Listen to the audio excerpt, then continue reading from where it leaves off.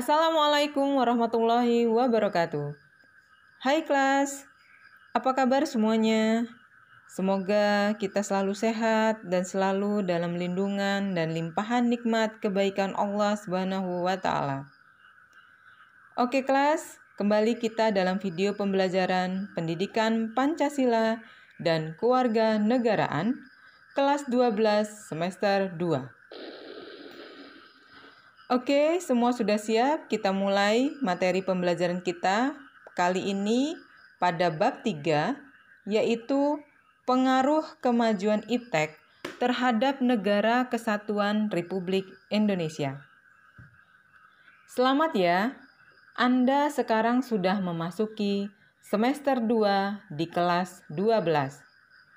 Semester ini sangat menentukan langkah Anda untuk bisa lulus dari SMA, SMK, MA, dan ataupun MAK. Di semester 2 ini, materi pembelajaran untuk mata pelajaran Pendidikan Pancasila dan Kewarganegaraan akan makin memberikan tantangan kepada Anda untuk senantiasa belajar dengan penuh kesungguhan. Pada bab ini, Anda akan diajak untuk mengevaluasi potensi ancaman terhadap negara terkait kemajuan iptek dalam Bingkai Bhinneka Tunggal Ika. Pada akhirnya, Anda dapat menunjukkan partisipasi dalam mengatasi berbagai macam ancaman yang dapat mengganggu persatuan dan kesatuan bangsa. Sebelum Anda mempelajari materi pembelajaran pada bab ini, coba Anda baca wacana di bawah ini. Internet bikin kemajuan sekaligus kehancuran negara. Mengapa? Buah si malakama. Mungkin itulah istilah yang tepat untuk pertumbuhan internet. Karena selain memicu kemajuan bangsa, pertumbuhan dan ketergantungan pada internet yang sedemikian besar juga bisa berbahaya. Pertumbuhan industri internet yang sangat pesat di Indonesia ternyata dibarengi dengan peningkatan serangan dunia maya.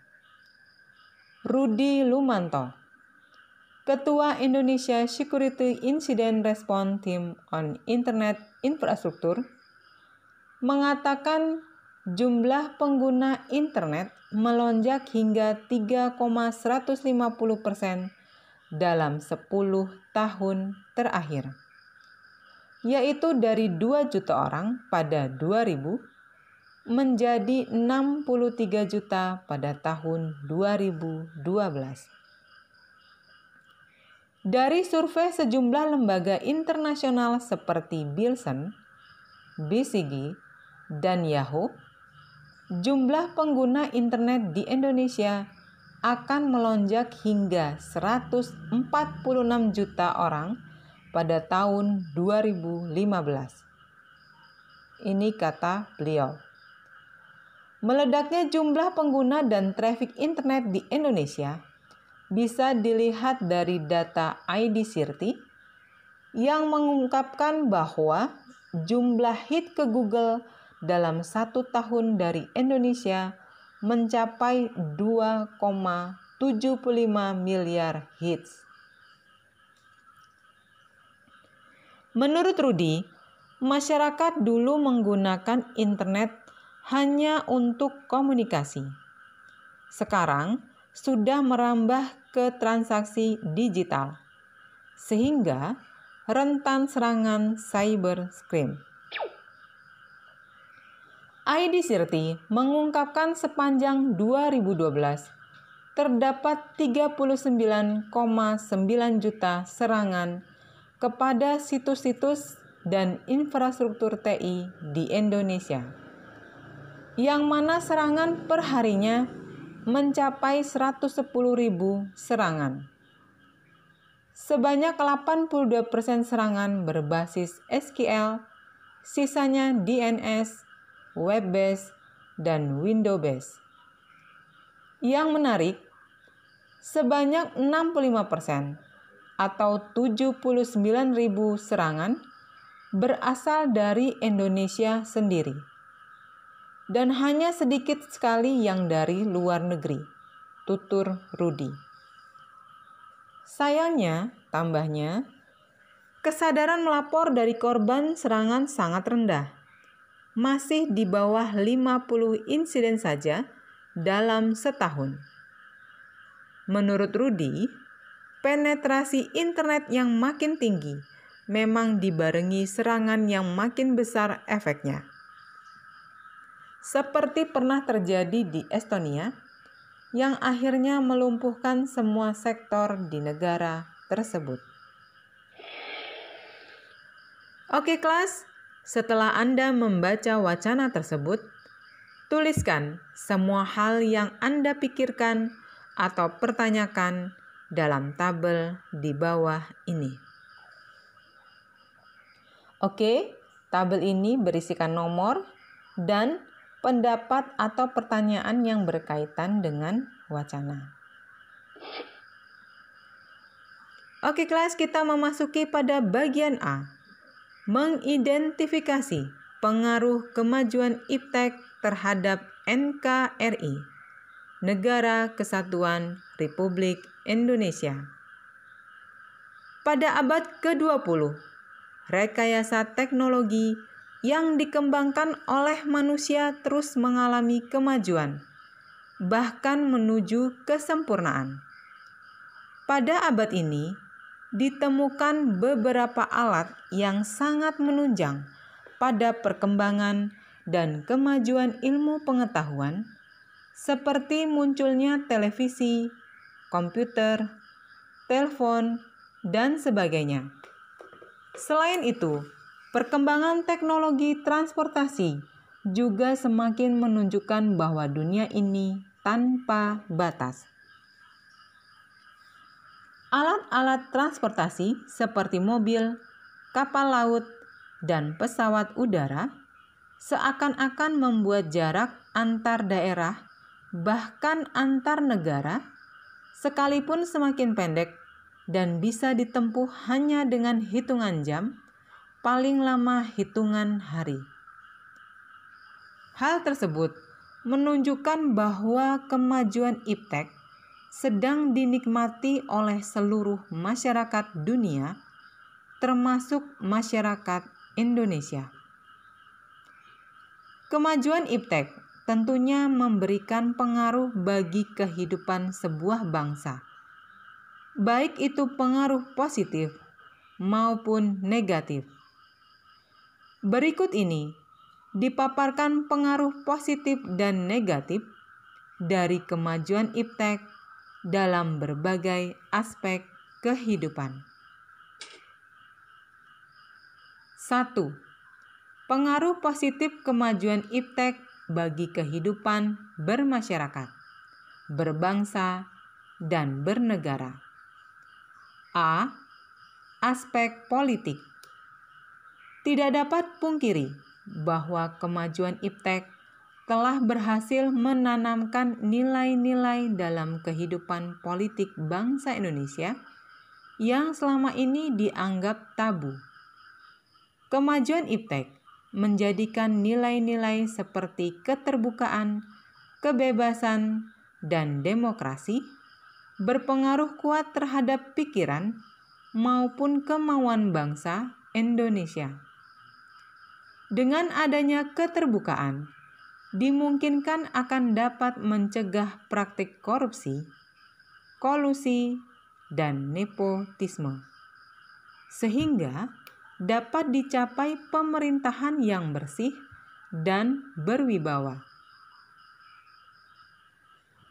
Dengan adanya pemerintahan yang demokratis, sangat dimungkinkan akan meningkatnya kualitas dan kuantitas partisipasi politik rakyat dalam penentuan kebijakan publik oleh pemerintah. Sementara itu, dengan adanya kebebasan dalam arti kebebasan yang bertanggung jawab, maka setiap orang dapat meningkatkan kualitas dirinya. dengan kreativitas dalam kehidupannya, tentu saja dalam hal-hal positif.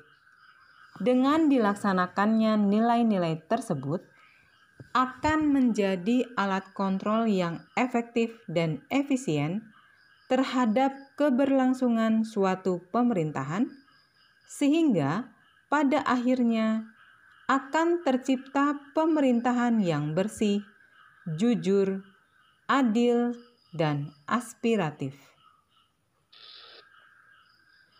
Oke kelas, ini sebagai contoh gambar 3.1. Masyarakat dapat mengetahui potensi calon pemimpinnya melalui proses debat yang disiarkan langsung oleh televisi. Pada saat ini, di Indonesia makin banyak lahir partai politik, lembaga swadaya masyarakat, dan organisasi lainnya. Hal tersebut berpengaruh pada perwujudan supremasi hukum, jaminan hak asasi manusia, demokratisasi, perlindungan lingkungan, dan sebagainya. B. Aspek ekonomi. Pengaruh positif iptek bagi kehidupan ekonomi yang dapat kita ambil di antaranya: 1. Makin meningkatnya investasi asing atau penanaman modal asing di negara kita. Makin terbukanya pasar internasional bagi hasil produksi dalam negeri. 3. Mendorong para pengusaha untuk meningkatkan efisiensi dan menghilangkan biaya tinggi.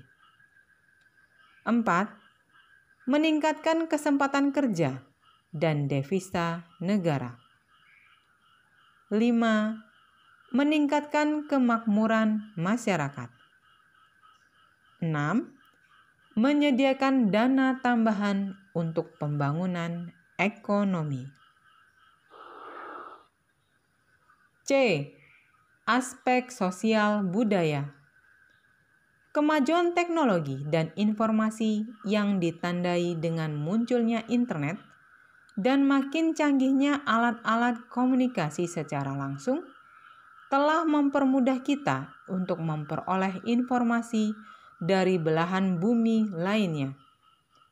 Sehingga kita secara tidak langsung telah melakukan proses transformasi ilmu yang sangat bermanfaat bagi kita. Selain itu juga, dengan adanya informasi tersebut, kita bisa mencontoh atau belajar banyak dari tata nilai sosial budaya, cara hidup, pola berpikir yang baik, maupun ilmu pengetahuan dan teknologi dari bangsa lain yang telah maju untuk kemajuan dan kesejahteraan kita. Misalnya, kita bisa mencontoh etos kerja dan semangat kerja keras yang ditampilkan oleh orang lain untuk kita terapkan dalam kehidupan kita. D. Aspek hukum, pertahanan, dan keamanan. Pengaruh positif iptek dalam bidang hukum, pertahanan, dan keamanan yang dapat kita ambil di antaranya: 1. Makin menguatnya supremasi hukum, demokratisasi, dan tuntutan terhadap dilaksanakannya hak asasi manusia. 2. Menguatnya regulasi hukum dan pembuatan peraturan perundang-undangan yang memihak dan bermanfaat untuk kepentingan rakyat banyak. 3.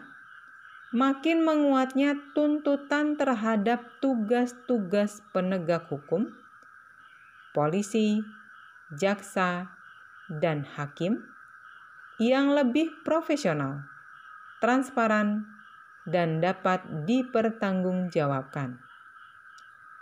4. Menguatnya supremasi sipil dengan mendudukkan tentara dan polisi sebatas penjaga keamanan, kedaulatan, dan ketertiban negara.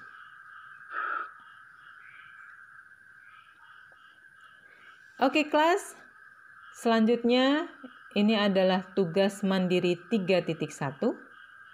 Bacalah berita di bawah ini.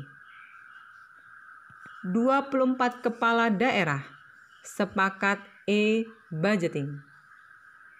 Para peserta Forum Orientasi Kepemimpinan dalam Penyelenggaraan Pemerintahan Daerah atau OKPPD menyepakati percepatan penggunaan e-budgeting yang terbukti bisa mencegah penyelewengan dana dalam anggaran pendapatan dan belanja daerah atau APBD. E-budgeting akan meningkatkan kualitas partisipasi politik. Intinya, e-budgeting buat semua warga negara jadi penting dan dipentingkan. Kata Ketua Angkatan 1 OKPPD Bima Arya di Jakarta, Jumat 27 Maret. Selain menyepakati percepatan e-budgeting, forum juga merekomendasikan perpanjangan usia pensiun bagi pegawai negeri sipil (PNS). Hal tersebut penting untuk dijadikan dasar hukum dalam penyediaan posisi bagi pejabat struktural yang tidak lolos seleksi terbuka. OKPPD Angkatan Pertama tahun 2015 diikuti 17 bupati, 7 wali kota, 3 wakil bupati, 10 ketua DPRD kota kabupaten, dan 1 wakil ketua DPRD. Wali Kota Bogor, Bima Arya, terpilih sebagai Ketua Angkatan 1 OKPPD, dan Wali Kota Pangkal Pinang, Muhammad Irwansah, terpilih sebagai Sekretaris. Penyusunan APBD berbasis e-budgeting pertama kali diterapkan di kota Surabaya, Jawa Timur, yang diikuti Pemprov DKI di tahun 2015.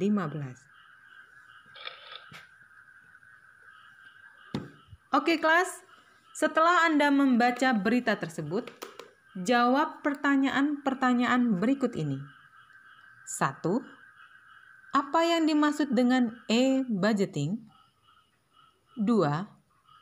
Apa keuntungan penerapan e-budgeting dalam penyelenggaraan pemerintahan? 3. Menurut Anda, apakah pada saat ini sistem e-budgeting harus sudah diterapkan oleh semua sektor pemerintahan? Berikan alasannya. 4. Bagaimana dampak penerapan e-budgeting dalam pemberantasan korupsi? 5. Apa saja syarat sebuah daerah untuk bisa menerapkan e-budgeting?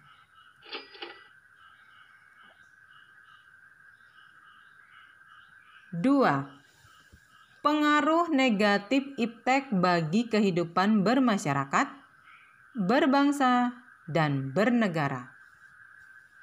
Selain mempunyai pengaruh yang positif, kemajuan iptek juga melahirkan pengaruh yang negatif bagi kehidupan kita.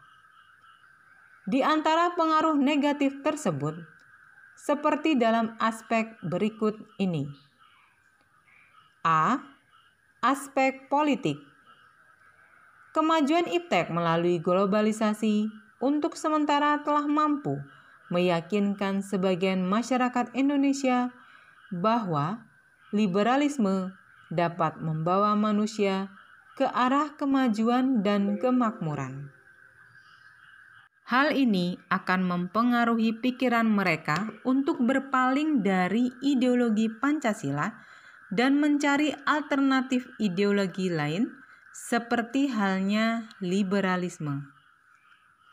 Nilai-nilai yang dibawa iptek seperti keterbukaan, kebebasan, dan demokratisasi tidak menutup kemungkinan akan disalahartikan oleh masyarakat Indonesia. Akibatnya, hal tersebut terjadi akan menimbulkan terganggunya stabilitas politik nasional seiring dengan terjadinya tindakan-tindakan anarki sebagai reaksi terhadap sikap pemerintah yang menurut mereka tidak terbuka, tidak memberikan kebebasan dan tidak demokratis kepada rakyatnya. Hal ini akan senantiasa terjadi jika antara rakyat dan pemerintah belum menemukan kesamaan dalam memahami nilai-nilai yang dibawa iptek tersebut. Pengaruh negatif lainnya dari kemajuan iptek yang mesti diwaspadai adalah munculnya gerakan-gerakan radikalisme dan terorisme. Para pelaku gerakan tersebut pada umumnya merupakan orang-orang yang terampil dalam memanfaatkan teknologi. Tidak jarang di antara mereka mempunyai keterampilan dalam merakit senjata, merakit bom, dan sebagainya. Hanya sayangnya, keterampilan mereka tersebut digunakan untuk mengganggu keamanan negara, sehingga stabilitas negara menjadi terancam. B. Aspek ekonomi. Kemajuan iptek memberikan pengaruh negatif terhadap kehidupan ekonomi seperti berikut ini.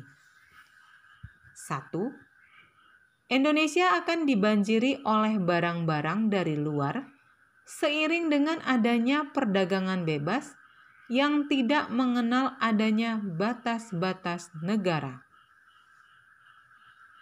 Hal ini mengakibatkan makin terdesaknya barang-barang lokal, terutama yang tradisional, karena kalah bersaing dengan barang-barang dari luar negeri.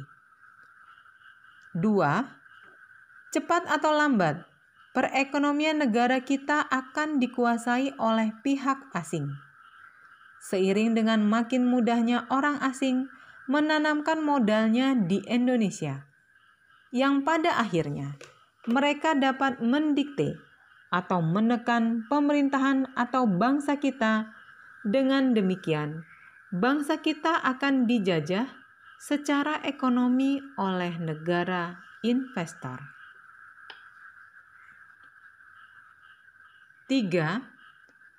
Akan timbulnya kesenjangan sosial yang tajam sebagai akibat dari adanya persaingan bebas. Persaingan bebas tersebut akan menimbulkan adanya pelaku ekonomi yang kalah dan yang menang. Yang menang akan dengan leluasa memonopoli pasar, sedangkan yang kalah akan menjadi penonton yang senantiasa tertindas. 4.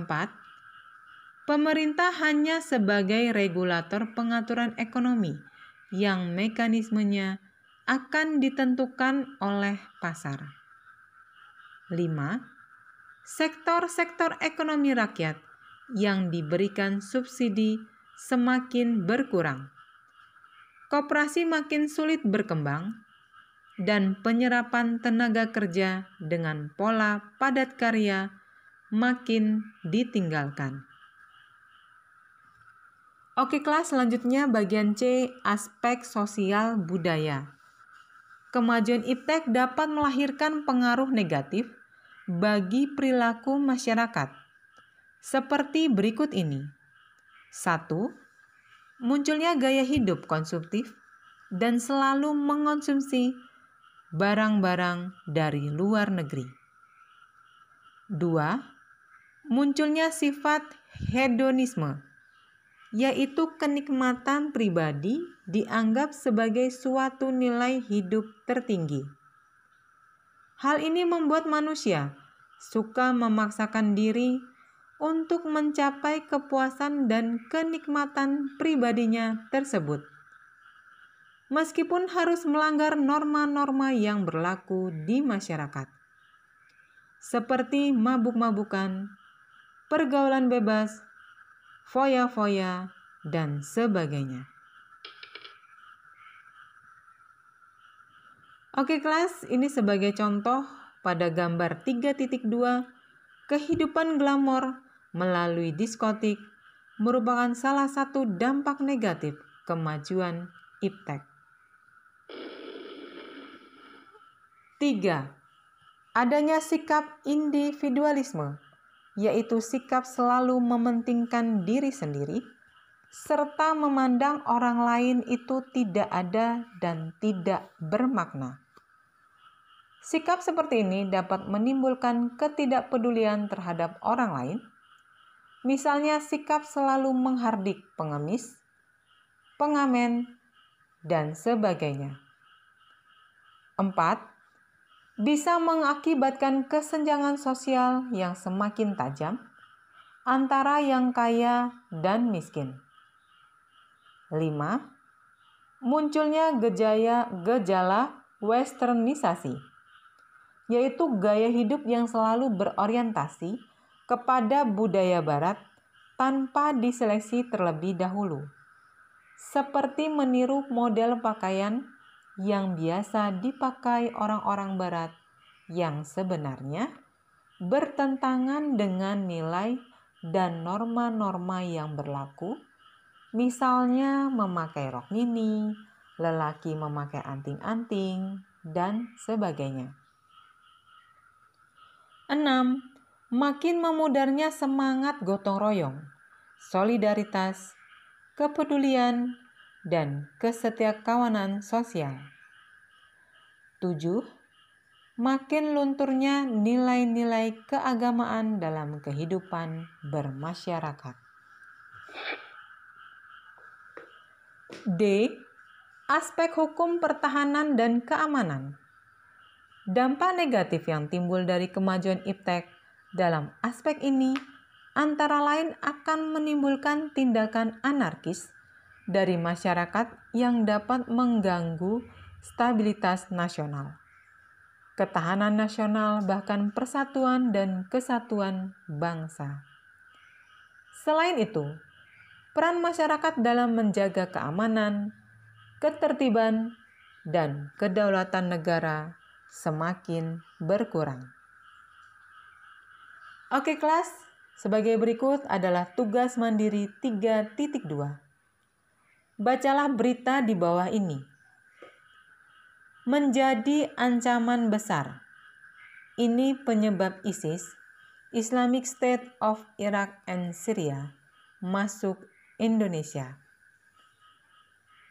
Mantan Panglima TNI Jenderal Muldoko mengatakan ISIS adalah ancaman besar bagi Indonesia. Saat ini anggota ISIS di Indonesia sudah bergerilya. Ancaman ISIS di Indonesia potensinya cukup besar. Bila Indonesia tidak mengelola dengan baik, ISIS menjadi ancaman besar Indonesia, kata Muldoko. Setelah memberikan kuliah umum inovasi dan semangat kebangsaan di Balai Sidang Universitas Indonesia, Jumat 11 Desember 2015. Menurut Muldoko, ISIS masuk ke Indonesia karena pintu keluar masuk di Indonesia cukup longgar, sehingga pergerakan mereka tidak cukup terawasi. Indonesia, kata beliau, menjadi pintu masuk ISIS dari negara lain karena pengawasan keamanannya rendah. Di sisi lain, negara-negara tetangga seperti Singapura, Malaysia, dan Australia memperketat pengawasan sehingga mempersulit ISIS untuk masuk ke sana. Akibatnya, ISIS makin menjadikan Indonesia negara tujuan karena pengawasan di negeri ini masih longgar. Mereka yang tergabung karena tidak bisa masuk ke negaranya bisa lari ke Indonesia yang masih longgar pengawasannya dan payung hukumnya, ucapnya. Malaysia misalnya, meningkatkan sistem keamanan yang baik dan aparat keamanan sudah bisa dikerahkan dengan efektif untuk menangkap lebih terduga teroris. Karenanya, ISIS susah masuk ke sana. Sedangkan Indonesia pengawasannya masih longgar sehingga memancing para teroris masuk. Muldoko lantas memberikan contoh teroris Nurdin Mohamatov yang datang ke Indonesia karena pengawasannya minim. Indonesia belum mempunyai kewaspadaan tinggi, bahkan cenderung permisif. Mungkin karena instrumen pengawasannya kurang baik. Karena itu, pengawasan dan pengamanan di pintu keluar serta masuk Indonesia mesti diperketat. Bila tidak dikelola dengan baik, satu langkah lagi sudah menjadi ancaman aktual.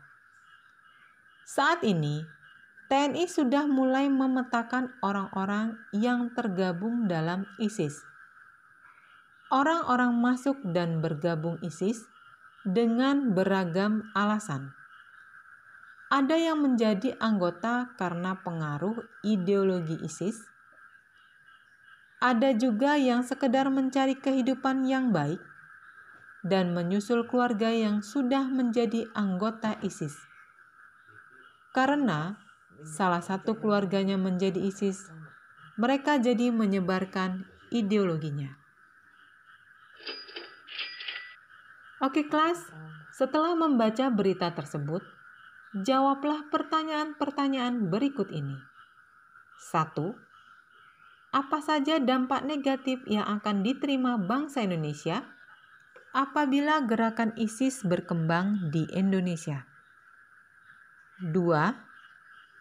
Bagaimana penilaian Anda atas upaya pemerintah dalam mencegah berkembangnya gerakan ISIS di Indonesia? 3. Tuliskan rekomendasi Anda kepada pemerintah dan masyarakat Indonesia untuk mencegah gerakan ISIS di Indonesia. Tugas kelompok 3.1. Setelah Anda membaca uraian di atas, coba Anda bersama teman sebangku melakukan penilaian atas strategi yang diterapkan menghadapi ancaman terhadap negara sebagai dampak dari kemajuan IPTEK. Informasikan hasil penilaian kelompok Anda kepada kelompok lainnya.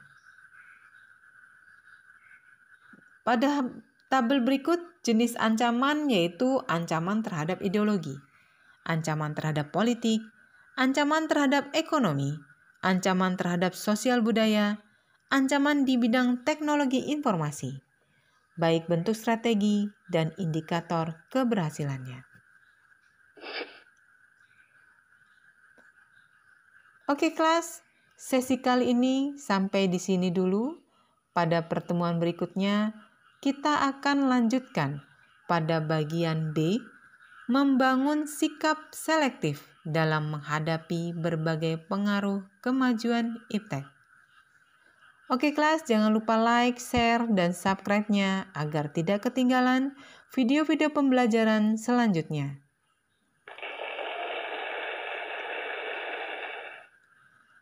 Oke, thank you. See you next time. Wassalamualaikum warahmatullahi wabarakatuh.